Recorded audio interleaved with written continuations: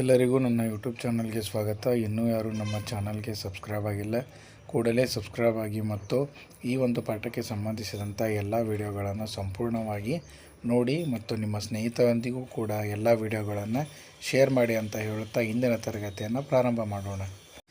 ಇಂದಿನ ತರಗತಿಯಲ್ಲಿ ನಾವು ಲೈಂಗಿಕ ಸಂತಾನೋತ್ಪತ್ತಿ ಎಂದರೇನು ಅನ್ನೋದರ ಬಗ್ಗೆ ಅಧ್ಯಯನ ಮಾಡೋಣ. ಯಾವ ಸಂತಾನೋತ್ಪತ್ತಿಯಲ್ಲಿ ಹೊಸ ಪೀಳಿಗೆಗಳು ಎರಡು ಜೀವಿಗಳ DNA ಅಣುಗಳ ಸೇರುವಿಕೆಯಿಂದ ಸೃಷ್ಟಿಯಾದರೆ ಅಥವಾ ಸೃಷ್ಟಿಯಾಗಿದ್ದರೆ ಅದನ್ನು ಏನಂತ ಕರಿತೀವಿ ನಾವು ಲೈಂಗಿಕ ಸಂತಾನೋತ್ಪತ್ತಿ ಅಂತ ಕರಿತೀವಿ. ಹಂಗಿದ್ರೆ ಲೈಂಗಿಕ ಸಂತಾನೋತ್ಪತ್ತಿ ಆಗಬೇಕಂದ್ರೆ ಮುಖ್ಯವಾಗಿ ಏನು ಬೇಕಪ್ಪ ಹಂಗಂದ್ರೆ ಏನು ಬೇಕು, ಗಂಡು ಮತ್ತು ಹೆಣ್ಣು ಲಿಂಗಾಣುಗಳು ಮುಖ್ಯವಾಗಿರ್ತಾವೆ. ಅದಕ್ಕೆ ಏನಂತ ಕರಿತೀವಿ ನಾವು DNA ಅಣುಗಳು ಅಂತ ಹೇಳ್ತೀವಿ. ಅವು ಏನಾಗ್ತಾವೆ, ಸೇರಿಕೊಂಡಾಗ ಏನಾಗ್ತವೆ, ಒಂದು ಹೊಸ ಜೀವಿ ಏನಾಗ್ತೈತೆ ಅಲ್ಲಿ ಸೃಷ್ಟಿ ಆಗ್ತೈತಿ. ಅದಕ್ಕೆ ಏನಂತ ಕರಿತೀವಿ ನಾವು ಲೈಂಗಿಕ ಸಂತಾನೋತ್ಪತ್ತಿ ಅಂತ ಕರಿತೀವಿ.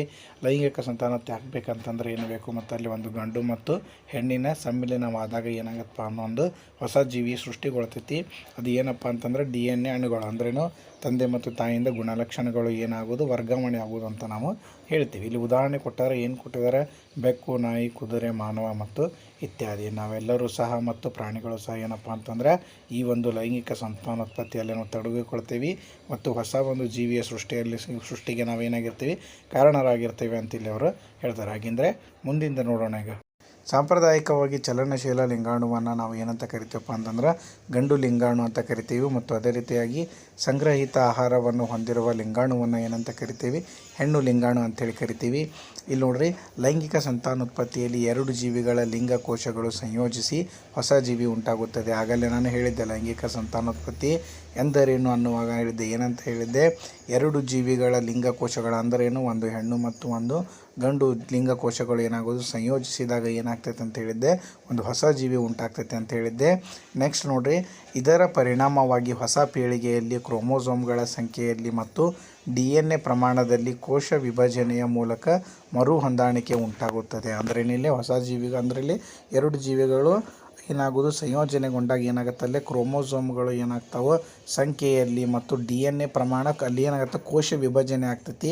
ಕೋಶ ವಿಭಜನೆಯಾಗಿ ಅದೇನೋ ಮರು ಹೊಂದಾಣಿಕೆ ಉಂಟಾಗ್ತೈತಿ. ಉಂಟಾಗಿ ಅಲ್ಲಿ ಏನಕ್ಕೈತೆ, ಒಂದು ಹೊಸ ಒಂದು ಜೀವಿಗೆ ಏನಾಗಬೇಕು, ತಂದೆ ಮತ್ತು ತಾಯಿಯಿಂದ ಏನಾಗಬೇಕು, ಗುಣಲಕ್ಷಣಗಳು ಏನಾಗಬೇಕು, ವರ್ಗಾವಣೆ ಆಗಬೇಕು. ಈ ಒಂದು ಕ್ರಿಯೆ ಏನಪ್ಪ ಅಂತಂದರೆ ಲೈಂಗಿಕ ಸಂತಾನೋತ್ಪತ್ತಿಯಲ್ಲಿ ತೆಗೆದುಕೊಳ್ತೈತೆ ಅಂತ ಅವರು ಇಲ್ಲೇ ಹೇಳ್ತಾರೆ. ಹಾಗಿದ್ರೆ ಈಗ ಮುಂದಿಂದ ನೋಡೋಣ. ಅರ್ಥ ಆಯ್ತಾ ಎಲ್ಲರಿಗೂ? ಹಾಗಂದರೆ ಈಗ ನಾವು ಹೂ ಬಿಡುವ ಸಸ್ಯಗಳಲ್ಲಿ ಲೈಂಗಿಕ ಸಂತಾನೋತ್ಪತ್ತಿ ಯಾವ ರೀತಿಯಾಗಿ ನಡೀತಿತ್ತು ಅನ್ನೋದನ್ನು ನಾವಿಲ್ಲಿ ನೋಡೋಣ. ಇಲ್ಲಿ ನೋಡಿ, ಕೇಸರ ಮತ್ತು ಶಲಾಕಗಳು ಹೂವಿನ ಸಂತಾನೋತ್ಪತ್ತಿ ಭಾಗಗಳು. ಅವು ಲಿಂಗಾಣುಗಳನ್ನು ಹೊಂದಿದೆ. ಯಾವುದು ಕೇಸರ ಮತ್ತು ಶಲಾಕಗಳು ಏನಪ್ಪ ಅಂತಂದರೆ ಹೂವಿನ ಸಂತಾನೋತ್ಪತ್ತಿ ಭಾಗಗಳಾಗಿರ್ತಾವೆ ಮತ್ತು ಅವು ಏನನ್ನು ಹೊಂದಿರ್ತಾವೆ ಅಂತ ಹೇಳ್ತಾರೆ ಅವರು, ಲಿಂಗಾಣುಗಳನ್ನು ಹೊಂದಿರ್ತವೆ ಅಂತ ಹೇಳ್ತಾರೆ. ಹಾಗಿದ್ರೆ ಅವು ಯಾವ್ಯಾವು ನೋಡೋಣ. ಕೇಸರವು ಗಂಡು ಸಂತಾನೋತ್ಪತ್ತಿಯ ಭಾಗವಾಗಿದ್ದರೆ, ಹಾಗಿದ್ರೆ ಗಂಡು ಕೇಸರ ಆಗಿರ್ತೈತಿ. ಅದೇ ರೀತಿಯಾಗಿ ಹೆಣ್ಣು ಯಾವುದು ಶಲಾಕವಾಗಿರ್ತೈತಿ. ಇವು ಏನಪ್ಪ ಅಂತಂದ್ರೆ ಸಂತಾನೋತ್ಪತ್ತಿಯ ಭಾಗಗಳು ಹೂವಿನಲ್ಲಿ ನಾವು ಕಂಡು ಬರ್ತೇವೆ ಅಂತ ಅವರಲ್ಲೇ ಹೇಳ್ತಾರೆ. ಅರ್ಥ ಆಯ್ತಾ? ಹಾಗಿದ್ರೆ ಮುಂದಿನ ನೋಡ್ರಿ, ಯಾವ ರೀತಿಯಾಗಿ ಲೈಂಗಿಕ ಸಂತಾನೋತ್ಪತ್ತಿ ಹೂಗಳಲ್ಲಿ ತೆಗೆದುಕೊಳ್ತೈತೆ ಅನ್ನೋದನ್ನು ನೋಡೋಣ. ಪರಾಗರೇಣುವಿನಿಂದ ಉತ್ಪತ್ತಿಯಾದ ಗಂಡು ಲಿಂಗಾಣುವು ಅಂಡಾಣುವಿನಲ್ಲಿರುವ ಹೆಣ್ಣು ಲಿಂಗಾಣುವಿನೊಂದಿಗೆ ಬೆಸೆದುಕೊಂಡು ಉಂಟಾಗುವ ರಚನೆಯನ್ನು ಉಗ್ಮಜ ಎನ್ನುವರು. ನಾವು ಹೇಳಿದ್ವಿ ಆಗಲೇ ಏನು, ಹೆಣ್ಣು ಲಿಂಗಾಣು ಮತ್ತು ಗಂಡು ಲಿಂಗಾಣುಗಳು ಹೂವಿನ ಭಾಗಗಳಲ್ಲಿ ಕಂಡು ಬರ್ತಾವೆ ಅಂತ ಹೇಳಿದ್ವಿ. ಅದೇ ರೀತಿಯಾಗಿ ಇಲ್ಲೇನು, ಪರಾಗರೇಣುವಿನಿಂದ ಉತ್ಪತ್ತಿಯಾದಂತಹ ಗಂಡು ಲಿಂಗಾಣು ಎಲ್ಲಿಂದ ಉತ್ಪತ್ತಿ ಆಗಿರ್ತೈತೆ, ಹಂಗಿದ್ರೆ ಪರಾಗರೇಣುವಿನಿಂದ ಉತ್ಪತ್ತಿ ಆಗಿರ್ತೈತಿ. ಅದೇ ರೀತಿಯಾಗಿ ಅದೇನು, ಅಂಡಾಣುವಿನಲ್ಲಿರುವ ಹೆಣ್ಣು ಲಿಂಗಾಣುವಿನೊಂದಿಗೆ ಅದು ಬೆಸೆದುಕೊಂಡಾಗ ಏನು ರಚನೆ ಆಗ್ತೈತಪ್ಪ, ಹಂಗಿದ್ರೆ ಯುಗ್ಮಜದ ಒಂದು ರಚನೆನೇ ಆಗ್ತೈತಿ. ಅದಕ್ಕೆ ನಾವು ಯುಗ್ಮಜ ಅಂತಲೇ ಕರಿತೀವಿ.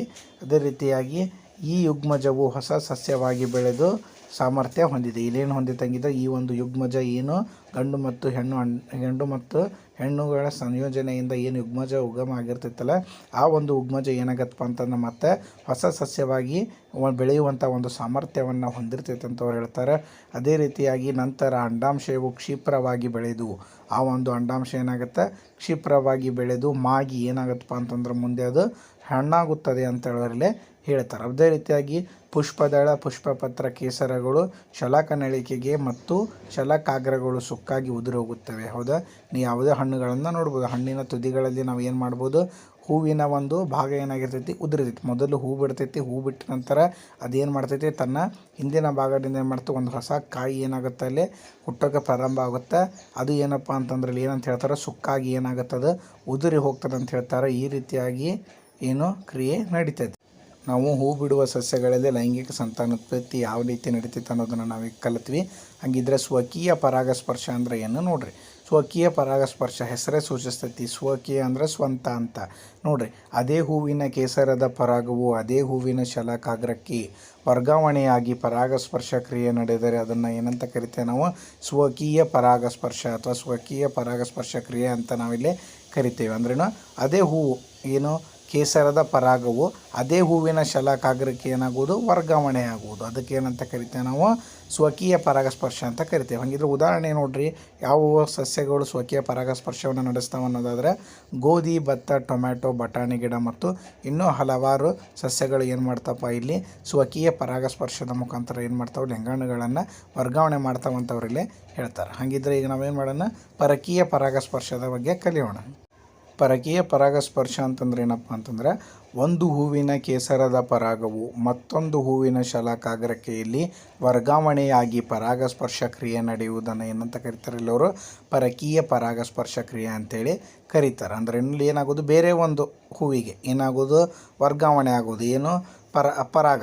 ಅದೇ ರೀತಿಯಾಗಿ ಇಲ್ಲಿ ನೋಡ್ರಿ ಏನು ಹೇಳ್ತಾರೆ ಅದಕ್ಕೆ ಅವರು ಒಂದು ಹೂವಿನ ಕೇಸರ ಏನಾಗುತ್ತಪ್ಪ ಅಂತಂದ್ರೆ ಒಂದು ಹೂವಿನ ಕೇಸರದ ಪರಾಗ ಮತ್ತೊಂದು ಅಂದರೆ ಬೇರೆ ಹೂವಿನ ಶಲಾಕಾಗ್ರಕ್ಕೆ ಏನಾಗೋದು ವರ್ಗಾವಣೆಯಾಗಿ ಏನಾಗುತ್ತಪ್ಪ ಅಲ್ಲಿ ಒಂದು ಪರಾಗ ಏನಾಗೋದು ಸ್ಪರ್ಶವಾಗುವುದು. ಈ ಒಂದು ಕ್ರಿಯೆಗೆ ಏನಂತ ಕರೀತಾರೆ ಅವರು ಪರಕೀಯ ಪರಾಗಸ್ಪರ್ಶ ಅಂತೇಳಿ ಅವರು ಹೇಳ್ತಾರೆ. ಹಂಗಿದು ಉದಾಹರಣೆ ಯಾವಪ್ಪ ಅಂತಂದರೆ ಸೇಬು, ಮಾವು, ಕುಂಬಳಕಾಯಿ ಏನಪ್ಪ ಅಂತಂದ್ರೆ ಈ ಒಂದು ಪರಕೀಯ ಪರಾಗಸ್ಪರ್ಶ ಕ್ರಿಯೆಯಿಂದ ಅವು ಏನು ಮಾಡ್ತಾವೆ ಪರಾಗವನ್ನು ಸ್ಪರ್ಶ ಮಾಡ್ತಾವೆ. ಅದೇ ರೀತಿಯಾಗಿ ಗಾಳಿ, ನೀರು ಅಥವಾ ಪ್ರಾಣಿಗಳಂಥ ಮಾಧ್ಯಮ ಮೂಲಕ ಏನಪ್ಪ ಅಂದ್ರೆ ಈ ಒಂದು ಕ್ರಿಯೆ ನಡೀತೈತೆ ಅಂತ ಅವರು ಹೇಳ್ತಾರೆ.